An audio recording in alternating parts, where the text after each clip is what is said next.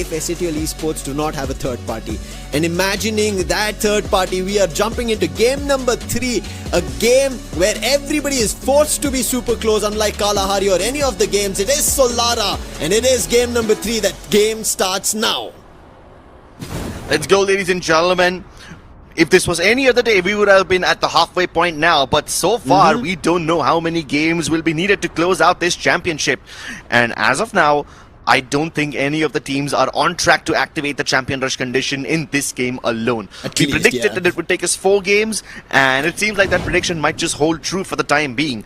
Unless AG Global land another 40 bomb. In which case, we might just have to start the celebration a little early. That is right. A little just twist in the mix that unless AG Global managed to do it. But for the time being, it's Straw Hats and RRQ Kazu at Delta Isle. And it seems like Team Apex Gaming are also close by. A little bit of an exchange, but it seems like RRQ Kazu are trying to hold themselves off. They confirm the elimination, but it's going to be Straw Hats who are trying to do the damage, and it is working out. Maal was the only one who found something.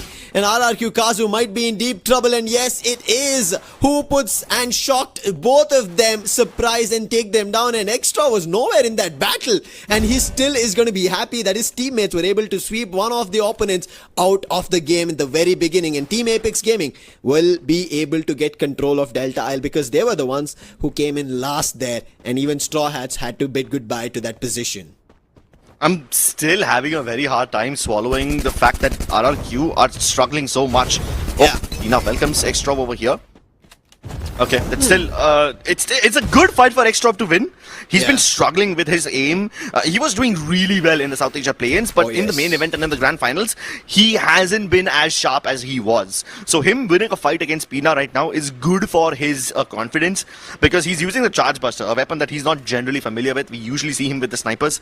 But yeah, this is good enough for now, and Straw Hats need to step up. I never thought that I would actually see Straw Hats tied up with RRQ. I picked up RRQ as my predicted team to win in the first 2 games. I had them in my predictions in the 3rd game as well, but then I changed it last moment because I saw them struggle so much. And my god, they continue to struggle even now. At least Titan Esports Club were having a good time up until a few minutes ago, but now this time, you've got Bigatron coming in to ruin their day. At least they get one revive back, and Nejad buys one of his teammates back, but Bigatron want to take down Nejad right now. This is what happens when you use the vending machine right in front of Bigatron by Vitality. They will hunt you down. And look who's here. The typical third-party contenders, SHUL, have entered the scene, but Bigatron are ready to welcome them. Koja has the flank angle, but it doesn't account for Troll being behind him, and that's the X-factor that SHUL needed. This is what I said, their individual battles are too good. And again, Jack now deals with one with the Bison. And Bigatron by Vitality, they're losing members. And one of them takes the slide rail, cuts this fight. Joel is the last one who's going to be here at Archway. And he will also be taken down. SATL Esports off to a great push here in Solara. This is one of the games they've gotten Booyahs on. And that is the reason we see this confidence coming in from their end. They have to continue this. It's still not done. It's just those initial 4 eliminations and also having Troll afar in an offbeat position help them out. For the time being, Falcons need also an offbeat play to get back into the standings, to get back towards the race. Otherwise, AG Global, if they find another big game, they might be the closest. And as you said, celebrations tad bit early. Yeah, I mean, I think AG Global are like the only team who can continue playing aggressively even when they have the champion rush condition active. I've started to realize that AG Global really need their space. And in the previous game, they were able to get the Booyah because we had so many teams getting eliminated early without them having the chance to revive their fallen players. And there were, like, in the 4th circle itself, we had like some 6 teams. Generally, we have like 8 or 9. So because AG Global have more space to work with, they were able to convert their Booyahs. And normally what happens when a team activates the champion rush condition, they play passively, right? They try to play for the Booyah instead of, going aggressively. I think AG Global might be the only team that needs to keep playing aggressively even after activating the champion rush condition. Because they have only one win condition, they have only one condition to get the Booyah, and that is to clear up as much space as possible. And how do you do that? By continuing to plummet and plunder upon these teams, by showering bullets upon them. And as of now, they did lose one player, but that's all. Falcons on the other end, seems like they've also lost one, and now they're waiting for Demon's Pride to rather get closer. Aurora is also banking on his teammates making it in time. That Demon's Pride make a mistake, they give them a lot more in terms of the approach. And now Aurora has an opportunity with the core, does the damage. And now his teammates are here. The vehicle's destroyed. Jazzy and Madara both in trouble out in the open. There is no saving grace for them as Falcons have graced themselves here. No lands that the Demon's Pride could traverse on. Only thing that they could do is an exchange. But for time being, they're trying the amount of glue walls that they have to put in front of them to cover in terms of defenses. But the only thing right now that they are holding themselves accountable towards is that tree. And for how long are they going to be safe from that position? Exactly, bro. Eventually somebody How has to can bring you an even axe hide? and chop that tree down, and Demon's Pride are still going to try and cover themselves from that position because they know there's nothing possible. There's still an exchange that Jazzy does. That is bold, but that is time. Time being costly, and Falcons now losing time as Essential Esports. They've closed the distance. Oh my god, I feel like I'm personally responsible for their elimination. Every time I pick a team up as my predicted winner, they go down very early. This has been happening to RRQ, and the one time I pick up Demon's Pride, they also fall at the 11th spot. But like, this was supposed to be one of their stronger maps, so, and they're struggling so much. So I'm starting to doubt their entire run in this tournament right now. But SHUL, they don't learn from their mistakes. They continue overstaying their welcome, and they pay the price for it because Stroll is down, so is Bunny. Biggitron by Vitality are shooting them down while they're busy trying to lock horns against Straw Hats. They got tunnel vision in that fight, and once again SHUL, survived by only one member, have to rely on him running around getting coins and then reviving his fallen members. There you go, he does it. But it was not only Straw Hats, it was even Biggitron by Vitality who had gotten closer. So it was Essential Esports who got sandwiched. On the other end, Falcons also felt that same oppression, and Racha will be able to go in the other direction and revive the entire squad back into this game of Solara. So far, it's only two teams who are out and under. One is a big disappointment. That is RRQ Kazu. Indonesia not having a great run so far. It's only Biggitron by Vitality who are doing the deed up there. They are also getting hit by Straw Hats, but finally answered quickly. Sibeng is there to hold the fort, not allowing the player of Straw Hats to run away. And he'll try to pick up a second just after this revive. But oh no, trying to go run on the rails. And it is going to be Sohan who surprises Straw Hats, and Straw Hats get eliminated. This Solara game, what we predicted it to be, close combat and teams will be forced to be eliminated, is already happening. Yeah, and Revenant X Park only sent a two-man death squad over here. They don't commit all of their forces because they don't want to risk elimination. Meanwhile, Biggitron are just full sending it everywhere. It's the complete opposite approach from Revenant X Park. All four Biggitron members playing close together. Meanwhile, Revenant X Park going for a 3-1 split. I mean, I can even say that this is a 2-1 split over here because I do not see their fourth player anywhere close by. Kunal and Arsh, while they might be in one cluster, Sohan is trying to get the angles onto Joel and Deeks. But he's just not found anything yet. There you go, Deeks gets the knock onto Kunal. Arsh has to let his teammate die over here. Winston still rather far away. But Biggitron are aware that Revenant X-Park have a 3-1 split. Oh, there you go. I think Koja might have spotted Sohan by now. C-Bank already activating the stealth fight, tries to get the angle onto Sohan. Both Deeks and C-Bank get the knock onto Sohan. They both deal damage.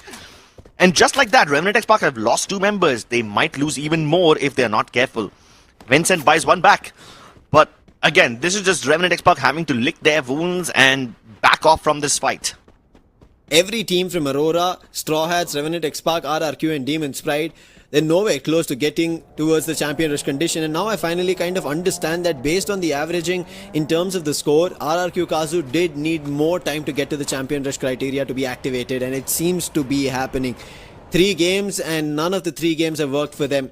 Demon's Pride as well. Yeah. This was the only last hurrah that they had. If it had to work out, it had to work out here. With this going out, we did not see much stats favoring them. Aurora, they are trying to hold it off. They've gotten 6 eliminations here in this game. 3 coming in from Jun. Zuez as well picking 2. But the Axel, the man as a sniper, expecting a lot from him, but these lads haven't had the game yet. The most eliminations that they've right now picked have been all individual pickings. It's not a full-on team battle that they've managed to convert on. And one entailing right behind them is Biggitron by Vitality, who want their chances to get that champion's condition activated. Yeah, and they're very close to activating it as well. I mean, they have overtaken AG Global. AG Global, yeah, sure, they've been having some phenomenal games so far. A massive 29 elimination game in Kalahari. But right now, AG Global have kind of cooled off. Only one elimination.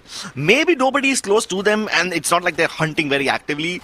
So they still stay humble for the time being. But Bigetron have picked up 12 eliminations in this game already. They were responsible for the elimination of at least Straw Hats over here. And they might even have had some hand in DP's elimination.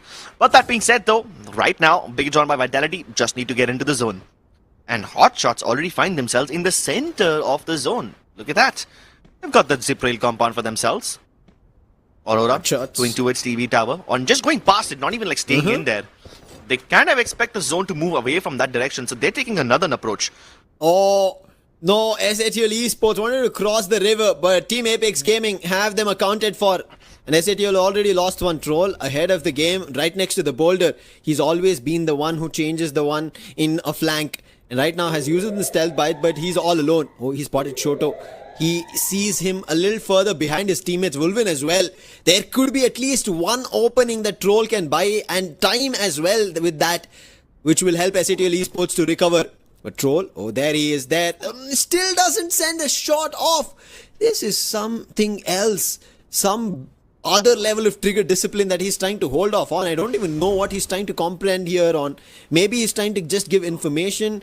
No idea if this is a play back to it or just him getting, okay, I can see the stealth bites being popped and maybe the intention to just not give the elimination, rather just get back to his teammates eventually. Meanwhile, I don't think Titan Esports Club will... Yeah, that's correct. Maybe he wants to regroup with his teammates. But Titan Esports Club will have no way to regroup if they lose any member against Bigetron by Vitality over here. Because they are committing all 4 of their members to this battle. And if they lose any of them, this is probably the only vending machine that's still available to them. They can't go anywhere else. So they are just knocking on the doors outside of this compound. Meanwhile, Bigetron by Vitality stay indoors. Aurora also gearing up just to the north of them. So a stone's throw away. They're not that far. And the moment the gunshots start popping off, I'm pretty sure that Aurora will come closer. If they will at least try to take a look at this fight, if not, completely full send in. Let's see if they do. They are the ones who had TV tower control.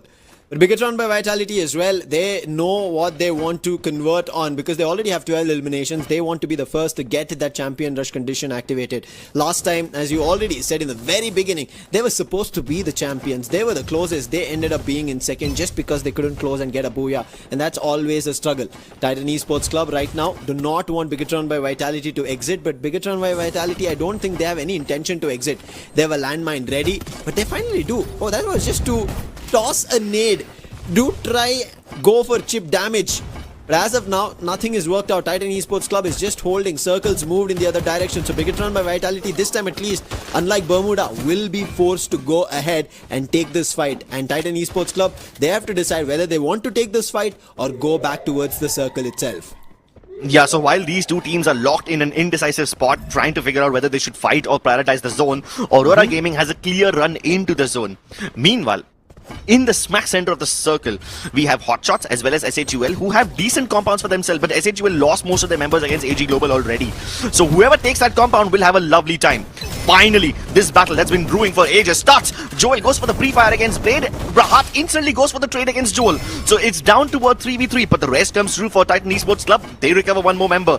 They need to eliminate Bigetron by Vitality over here, who's just down to Teeks right now. And they go for the flank around him. Kutush tanks a little bit of the zone damage to completely eliminate Bigetron by Vitality. But while that is happening, even SHUL fall against AG Global. A lot of space now available because the top of the mountain is now going to descend. AG Global locked against Hotshots Esports are about to get third partied by Titan Esports Club. They need to finish off this fight very quickly. Nameless and Cypher ringing with their shotguns. They get the better of Aurora Esports, but Hotshots have not found anything. They were the ones who took the most risk, but they didn't get any points for it. Revenant X-Park was sandwiched between these two teams, and that is the reason both of them actually cut the fight and moved back.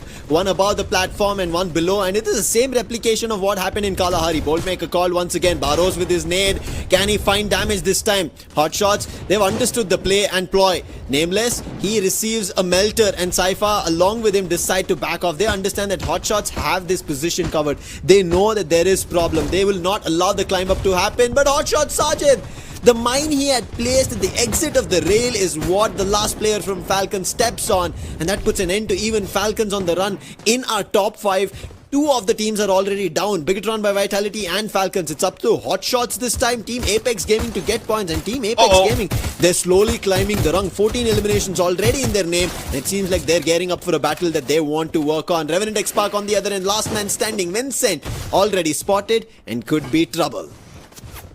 Yeah, Vincent desperately trying to keep himself alive, standing on the last legs for Revenant X-Park. AG Global, on the other hand, they recognize that they cannot launch a full-blown assault against Hot Shots right now, but because the circle is going to shift right towards them, they need to deal with Apex Gaming as well as Titan Esports Club first. Maybe Hot Shots can deal with Titan Esports Club, considering they're already on the high ground, but AG Global need to keep eyes on Apex Gaming because they are the bigger threat right now. Meanwhile, AG Global have no remorse. They start taking pot shots against Titan Esports Club even though they have no business doing so, and they're actually winning those gunfights. They knock so many players out, and Hot Shots also try to steal a couple of eliminations here and there. They completely eliminate Titan Esports Club. Now AG Global, instead of moving closer towards the zone, they move towards the center. They want to take up as much space, and I already mentioned this before, AG Global need that space to win. AG Global, we were just talking about them in terms of maybe going in for another 40 bomber of a game, but it seems like they're showing us composure here. They're not inclining on fights. They're telling us that we can also play a little balanced. We don't have to go all in terms of aggression going in our way. We can hold ourselves in a position, and right as now the circle is favoring Hot Shots. They're the one who always troubled them, and right now still holding that platform. But the zone's closing, and Hot Shots, they don't have an advantage. They should and will come across All Gamers Global. But God, the last one surviving from Team Apex Gaming wants to trouble, and if Action goes down, we know, just like a complete brick house, Action falling down is the end for even Hot Shots. We've barely seen Hot Shot function without Action, and now KD God did not have much space. Zone closing in, he decides to make a jump, but still surviving is playing, and right now ruining the play for Hot Shots, and he's behind Annas, goes in for a close range battle with the AWM, something that Dew has successfully won on, but KD God is just making Hot Shots run in circles. This man is insanity now, unchained, as he's just breaking the confidence of Hot Shots in their play. Yeah, and all he needed to do was outlive Vincent. With this, he's earned enough placement points, and he's still being a menace for Hot Shots Esports. He's literally walking up to them and saying, hello, look at me. Finally, Leo deals with him, puts an end to his shenanigans. Now it's Hot Shots versus AG Global. Both the teams have won a Booyah each, and both the teams are looking for their second win of the day. Hot Shots have the high ground, but they do not have the high number of eliminations. Due with that Riptide rhythm exposes Leo. Actions, the bastion for this team, keeps the hope alive, but Cypher wipes the whole team out. AG Global go for back-to-back Booyahs. AG Global showing us a different approach in this game in terms of how they will hold, how they will survive, and it still is their name that ends up getting a Booyah.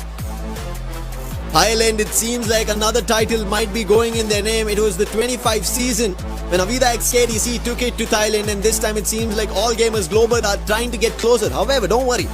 Game number 3, they've not gotten themselves a champion rush condition activated. They've yes gotten closer, but I feel like now we have to be worried about it. Yesterday we were talking, right, in terms of All Gamers Global, hey, they just get eliminations. They're really good in terms of converting, in terms of points on the scoreboard, but it's not about points in the Grand Finals. It's about getting the Booyah, and now they've gotten a back-to-back.